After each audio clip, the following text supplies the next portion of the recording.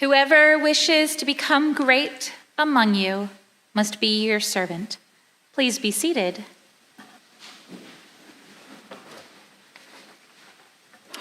Who doesn't love a good party? Okay, actually, maybe those of you who are introverted don't, but let's pretend we are all extroverts and we love a good party. The laughter, the dancing, if that's your thing, the food. Parties always have really good food. The company. Even the parties that require a lot of work beforehand. I planned my parents' 50th wedding anniversary party last year, and that was quite a bit of work. But an actual wedding, that's a lot more work. Or I used to be involved in professional event planning. Talk about months of work. Booking the venue, booking the caterer, making the guest list, and then the seating chart. Now, when I was doing seating charts, it wasn't squabbling in-laws or distant cousins. It was corporate competitors. Even if you haven't made a seating chart yourself, I'm sure you've seen it joked about on TV or in movies, trying to decide exactly who gets to sit where.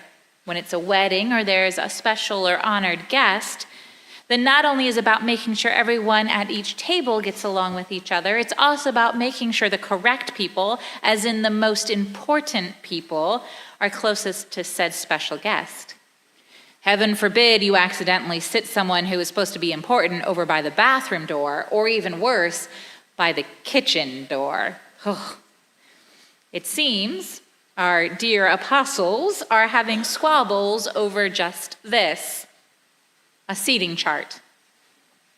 Granted, their seating chart isn't for a fundraiser or a wedding, although we have all heard the analogy of God's heavenly kingdom as a banquet. The apostles' squabbles are over where they will be in that heavenly kingdom.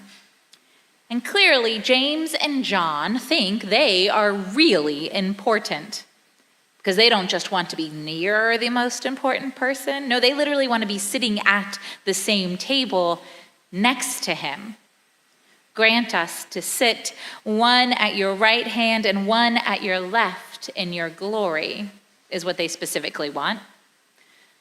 Unfortunately, our gospel reading kind of does a disservice, because it starts about 3 verses too late.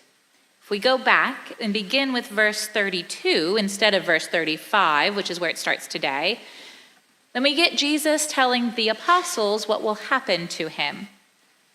Again, it reads, "The Son of Man will be handed over to the chief priests and the scribes, and they will be condemned him to death, and then they will hand him over to the Gentiles. They will mock him and spit upon him and flog him and kill him, and after 3 days he will rise again."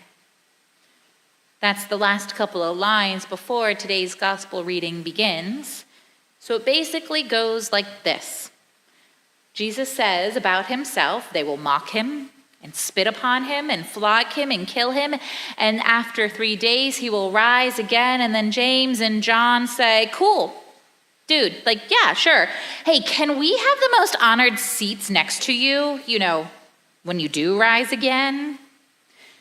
So needless to say, I think James and John are perhaps a bit out of touch, or at the least, still not quite getting Jesus' message. Also, I would like to point out that James and John are 2 of Jesus' most inner circle, with Peter as the third. It was, after all, James and John and Peter who witnessed Jesus raise the daughter of the Roman official. And it was James and John and Peter who witnessed the transfiguration. And it was James and John and Peter who joined Jesus in the Garden of Gethsemane just before his arrest. And if we follow lore, it was John who was the beloved disciple who, and I quote, was leaning on Jesus' bosom at the Last Supper. So yes, it does kind of make sense that at least these 2 would want those seats of honor and would think that those seats of honor possibly even belong to them. But here's the thing. As you all know, this isn't the first time our poor apostles get it wrong. This is actually the third time in Mark's gospel in a row. Chapter 8, Chapter 9, and Chapter 10 of Mark's gospel, Jesus predicts his own rejection and vindication.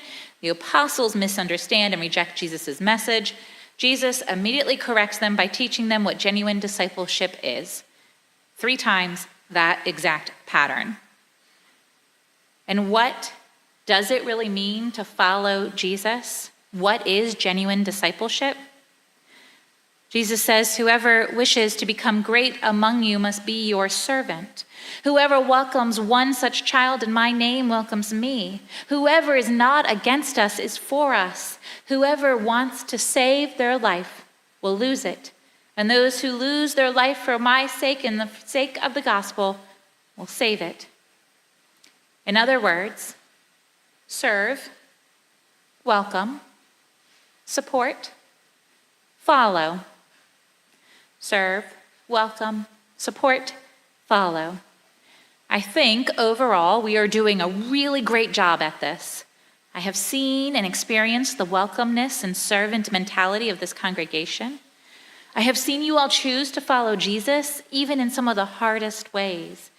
And today, I'm witnessing your support, your willingness to give, in a way that belies simply giving and goes beyond. To supporting, to serving, not just with your time and gifts, which of course are very important, and I'll keep preaching on those, I promise. Also, all of you are serving with your money, with the hard work you do outside of this church building, essentially making all that you do sacred. Because knowing that everything you do, everything you are, everything you have is not because of you, but because of a God who gives to each of us way more than we could ever ask or imagine. Knowing that hopefully makes this a little easier. Knowing that all we have and all we are is because of Jesus hopefully makes giving to St. John's, giving to the church, giving to God a little easier. Because it's not ours to give. It's simply borrowed by us. In a moment, I will invite everyone up to place your pledge cards in the basket here at the font.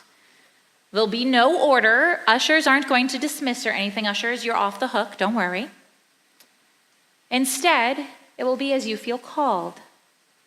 Just as filling out a pledge card was based on how you feel called to give.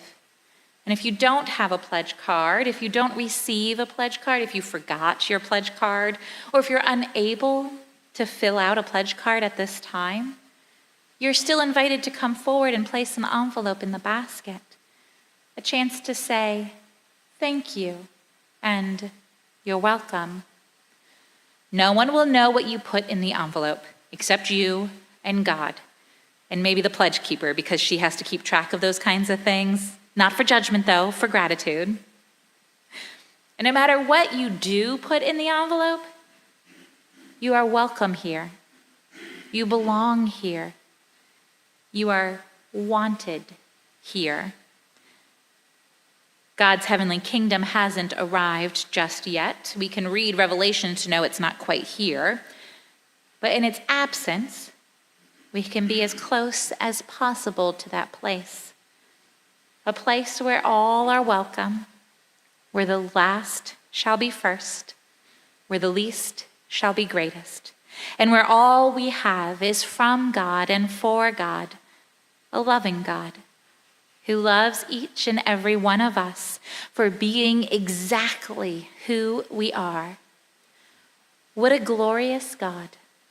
What a glorious life for each of us.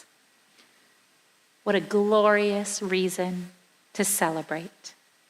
Alleluia. Amen.